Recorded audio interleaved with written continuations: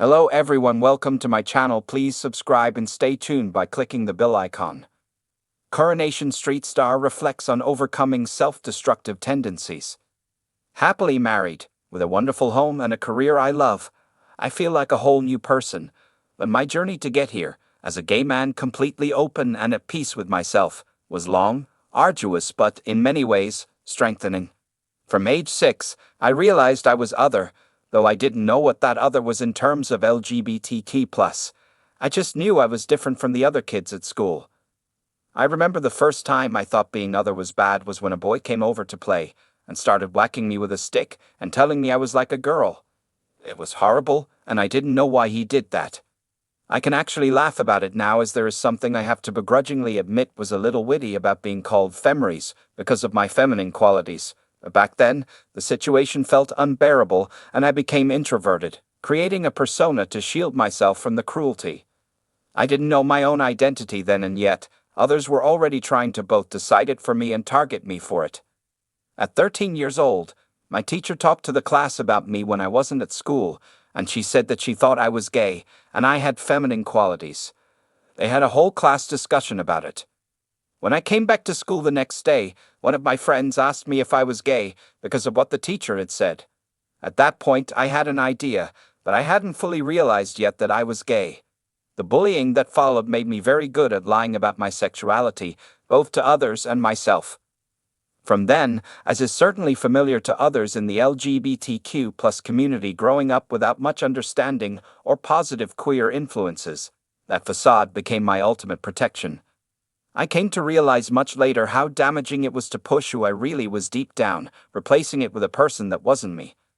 I knew from a young age what I wanted to do, and despite having to keep my love of dance and ballet under wraps for fear of bullying, it was equally the most invigorating escape. At 16, I moved to London to pursue my love of the arts and my determination to enter into the industry. Even if it felt like a bit of a pipe dream, dancing and then musical theater gave me a morale boost. I was good at it, and it allowed me not to think about my sexuality. It became a side issue easier to ignore, for better or worse. And it was here that I found my first relationship, with a girlfriend who I genuinely fell in love with. I was so desperate to be normal and fit in, that I did actually have feelings for this girl. It was a real relationship. We had a really good thing, and I thought that maybe I was bisexual, but I hadn't explored my sexuality at that point. The plan was to move to LA together, but when she stayed for her own exciting opportunities, the long-distance thing didn't pan out. La was another world, a land of dreams, and would eventually help me discover myself. It was certainly where I started exploring my sexuality, although for many years this was never in a healthy way. I still had gay shame and felt the guilt. I couldn't do anything sexually without being really drunk. And that went on until I was about 27 through mostly anonymous encounters.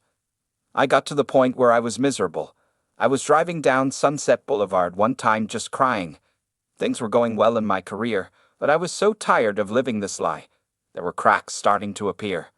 My coming out journey began at 27. I met an amazing man, Peter, who is still a very good friend.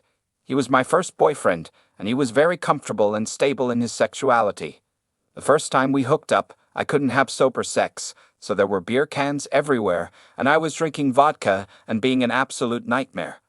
Luckily, he saw past my behavior. He was very gentle and patient with me, and we had a really beautiful relationship, and I managed to let that shame go. In the year that followed after we split, I really started to embrace my sexuality. I was like Samantha from Sex and the City, lots of dates and fun escapades. I am now married to a wonderful man, Donal, and we have been together for 7 years, having been weighed by Elvis. I feel so lucky and privileged, because there are so many people who haven't had that. I have met my best friend. The person I am now is worlds away for who I was even just a few years ago. Today, I feel fresh and positive, looking after my body and my mind. If I don't have meditation and yoga in the day, I really feel it. I am absolutely teetotal and have been for 14 months, after years of partying and waking up hungover constantly, filled with self-loathing. What gave me the wake-up call to get me to this sober stage was the hardest time I have friendship with a man named Bill, who wasn't a lover but was my best friend. We lived together in New York before I met my husband, and he was the closest person I'd ever had. He knew me better than anyone. He passed away at the end of 2019, and it hit me like a ton of bricks. I started partying harder and drinking a lot more because I was in so much pain. The next 3 months were horrific. I had another friend there who really believed in me, who took his own life. After that, my mother suffered a stroke that left her paralyzed on one side and in a nursing home. It was an insane amount of grief, and I went off the rails hard. Had I not had the support of Donal and my close friend Peter, I don't know where I would have ended up. But I had an epiphany that I truly needed. I took a break from everything to just heal, and strange as it is to say, what I went through has been my strength in getting me here. I feel quite emotional reflecting on this, and it's the most I have ever been open about my sexuality in my personal journey. It feels extraordinarily therapeutic, and life has never been better. It's not perfect, but Donal and I have a really incredible relationship, and we built beautiful friendships, family, and people that love and support us. Growing up, I never thought that was possible. We tried to run away from conflict and pain, but sometimes you have to lean into it and embrace it to grow. I look at life as a series of lessons, and how can I grow from that, rather than playing the victim? I don't think I've ever had a victim mentality. The self-destruction was because I didn't like myself, but now I have found myself in a place where I love who I am. Moving to Manchester and working on Corrie has been such tonic. I love this city, and it's amazing being back in the UK. It feels full circle. Donal has been keeping the home fires burning in California with our beloved dogs Vivienne and Monty and Bonnie the cat. Finally, after living apart for 6 months, Donal is moving over with the animals, and we will be settling in the Cotswolds for the summer. We both love how vibrant and exciting Manchester is at the moment and look forward to making it our home for a while. 15 years on, I have come back home, and, as the saying goes, we shall not cease from exploration, and the end of all our exploring will be to arrive where we started and know the place for the first time, happy and proud.